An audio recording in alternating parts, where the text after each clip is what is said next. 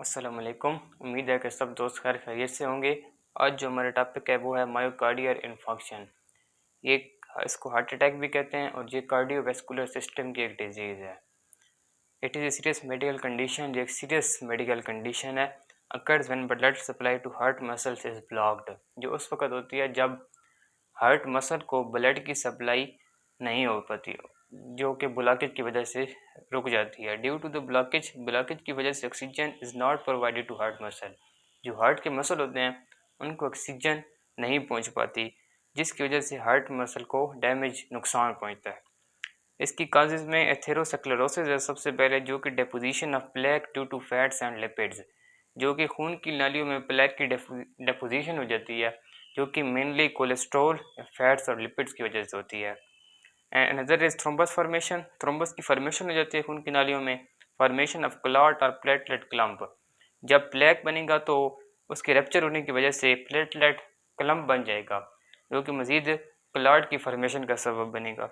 And the last is vasospasm narrowing of blood vessels.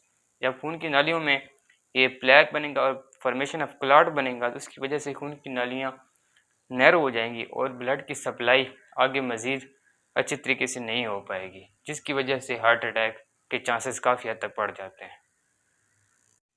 Next we have risk factors के वो कौन से factor हैं जिनकी वजह से हार्ट अटैक के चांसेस बढ़ जाते हैं। First is eating fatty food. Fatty food खाने की वजह से हार्ट अटैक के चांसेस बढ़ जाते हैं, खासकर वो फूड जो कि रिच इन कोलेस्ट्रॉल, जिनमें कोलेस्ट्रॉल की कंसनट्रेशन ज़्यादा होती है, उस वजह से हार्ट अटैक के चांसेस ज़्यादा होते हैं। Next is smoking. स्मोकिंग की वजह से भी हार्ट अटैक के चांसेस बढ़ जाते हैं, क्योंकि इसकी वजह से खून की नालियाँ तंग हो जाती हैं। Physical inactivity. फिजिकल इनएक्टिविटी मतलब ज़्यादातर एक्सरसाइज ना करने की वजह से भी बढ़ सकता है हार्ट अटैक के चांसेस।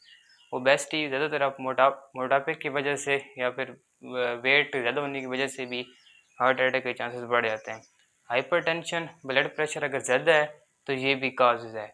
इमोशनल स्ट्रेस, अगर आप ज़्यादातर इमोशनल रहते हैं, अपने स्ट्रेस को मैनेज नहीं कर पाते, तो वो भी हार्ट अटैक का सबब बनता है। डायबिटीज़, वो लोग जिनमें डायबिटीज़ जिनको होता है, जो कि शुगर के मरीज़ होते हैं, उनमें भी चांसेस बढ़ जाते हैं हार्ट अटैक के। And last is the family history.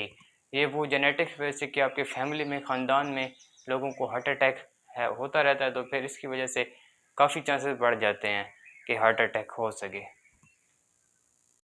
Next we have clinical symptoms of myocardial infection.